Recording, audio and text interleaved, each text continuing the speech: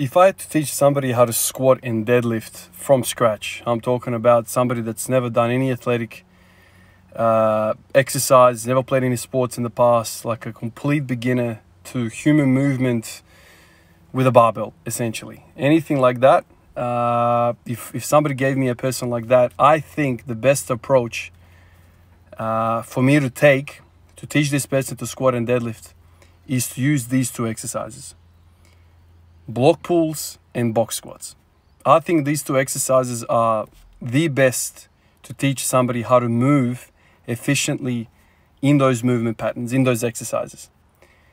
Block pulls are essentially a deadlift starting from a higher platforms or blocks, and it basically makes it impossible for you to screw it up because there is a very mild or very small demand for hip hinging. You can't screw it up. All I gotta tell this person is get your bum back. They can't screw the knees up because the bar is blocking the knees, and all we really have to focus on keeping the back flat and sticking the ass back. And as this lifter progresses, as they learn to kind of hip hinge, you can always just keep stripping the blocks, lower and lower and lower. Eventually, you're on the ground. I think that is the best way to teach somebody how to hip hinge. Is the best way to make sure somebody doesn't injure their back when they're starting off with the deadlift. I can't think of any other exercise that is more efficient than that. The 45 hyper came into my mind, but that is not as specific as standing on the ground, and having a bar in your hands.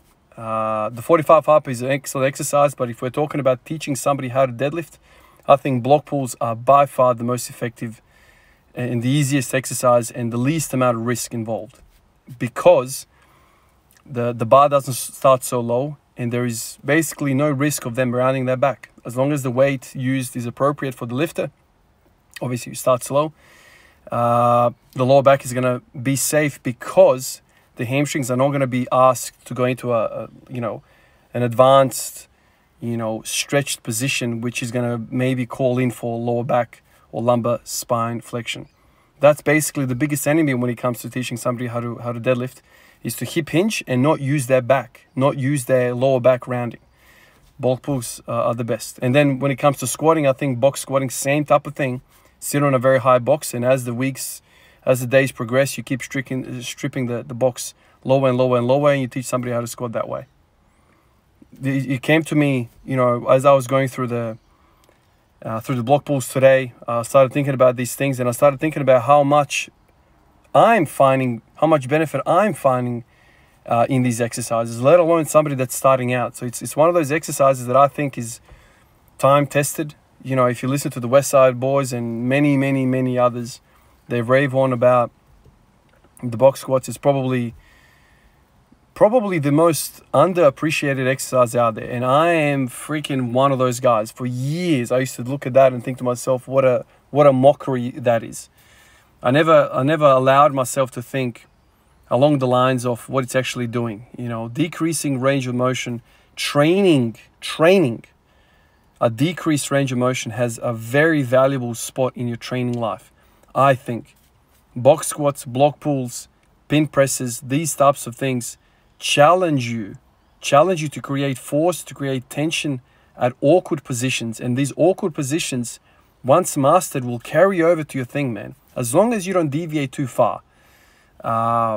Obviously, the higher the box in the box squat, the less carryover is going to have to your free squat. But if you use, a really high box and then you strip it down over a period of time, the closer you get to the ground, the more you're going to have carryover when it comes to the ATG squat.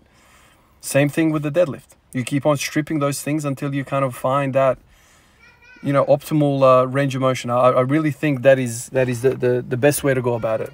I don't think anything comes close to it. So somebody that comes into my mind right away is George Lehman. I've mentioned him in the past. He's recently made a few videos. He's kind of changed direction for his YouTube channel. But he was one of the first guys that I ever heard about talking about this type of stuff.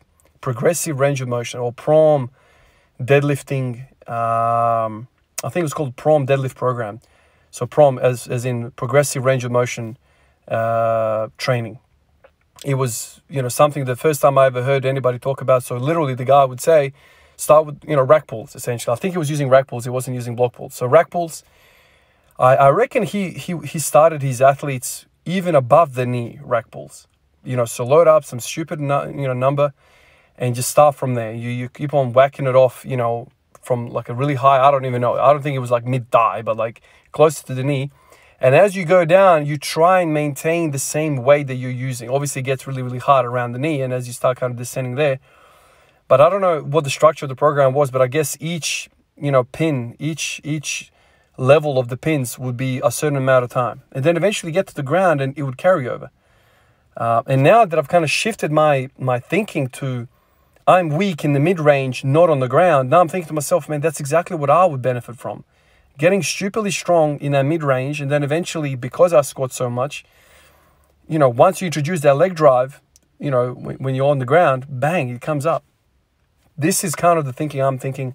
I'm thinking Paul Anderson, I'm thinking George Lehman, I'm thinking Westside Barbell Boys. I'm thinking all these guys, they used shortened ranges of motion to get stronger and then slowly introduce range of motion. So the variable which they're using is range of motion. The constant, let's say, is the weight in that PROM, progressive range of motion programming. So normally you will have, the ATG squat. So the constant in that sense is the range of motion. And what we're doing linearly is increasing the weight. So the variable is the weight. So what if we flip the idea completely around? So we make the weight constant and we slowly introduce variables in the form of range of motion. Right, so the constant is weight, the range of motion is the variable, and you play around with that, right? A lot of people don't think about it like that, but there's many different ways to challenge yourself for linear progression or any type of progression you want. You can introduce volume, you can introduce range of motion, you can decrease your rest periods. There's many different ways to kind of challenge your system to progress, to get better at whatever you're trying to get better at. And I would say decreasing the range of motion is better for recovery. Now, I'm not entirely sure that is true. I know for box squat it is true. But for these block pulls, I'll tell you, man, a few days ago, there was the first time I did, I pushed them. Man, today is the worst of it. I've harped on about these types of things before, and it's all my fault, but I went too hard, too heavy. I hit 230 2 days ago on the block pull, same height. And then I backed off and I did 3 sets of 10, which at that time was 80%, which is a lot. 80% of 230, 170. I used that, smashed out 3 sets of 10, almost murdered me. I had a nap that day because I was so freaking wasted. I had a nap after the session. I was just so gutted from it. Yesterday I woke up kind of feeling a bit sore. Today it's clear. I'm 100% clear where this exercise is hitting. My traps, rhomboids are absolutely lit. My lats are really sore. Lower back is not too bad. And then hamstrings. It's more so that a hamstring glute tying exactly there. So, man, if you can use an exercise which allows you to recover quicker. I mean, if I did 80% of my deadlift max for 3 sets of 10 off the floor, rest in peace, man. I would be literally resting in peace for like a week. A week. It's very, very hard for me to recover from volume off the ground. And you guys rarely see me do it because the bill is so freaking expensive, man. It's such an expensive bill. But I think these rack pulls, even though they've wasted me today again, and I'm talking to you guys with freaking eyes half shut, I reckon that they are more digestible than off the floor. So I mean, it's too early, but I would say box squats, block pulls, it's one way to kind of work around and get some volume in and really, train that way. I'm not doing bench press, pin presses. That's the only thing I'm not using range of motion kind of like as a variable, but I am doing a really wide bench press at the moment. So that's also kind of changing it up a whole lot. So let's see where all this ends up, man. Let's see where it ends up. Maybe it's too much for me to do 3 sets of 10 today I did 70%. I learned from a mistake last time. So today I actually hit 240 on the block pull, which makes the 170 kilo 70%. So I did 70, so basically the same weight, but I've gone a little bit stronger, let's say, whatever. Still freaking killed me. So I'm gonna try and use 70% of my daily max on the rack pull, on the block pulls. Maybe I could probably even decrease it to 65. I don't know, like, I don't know. Maybe it's too much to do it every other day with freaking 70%. But obviously, with work and whatnot, I'm sure I'm gonna land on every other day is gonna land on a day shift and whatever. And I'm not freaking working this hard before a day shift. No way, man. Or even a night shift. It doesn't really matter, man. Like that's just way too freaking expensive. I'll be exhausted at work. I've spoken about this in the past, but for some reason, man, hip hinging, deadlifting, and its variations freaking waste me, man. Waste me. And I know we've touched on this in the past, and a lot of you guys are opposite. So for you guys, some of you guys, squatting is really difficult. But damn, man, wow.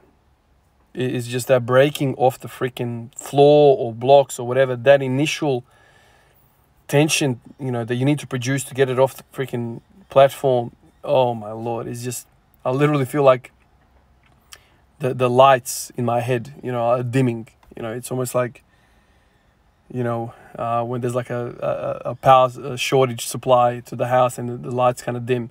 That's what I feel like. The lights are dimming as I'm freaking breaking that thing off the floor. That's the worst bit about it. And I really tried today to do these block pulls with the bar fully resting. I didn't want to go touch and go. I really wanted to focus on that. But it's so expensive, damn it.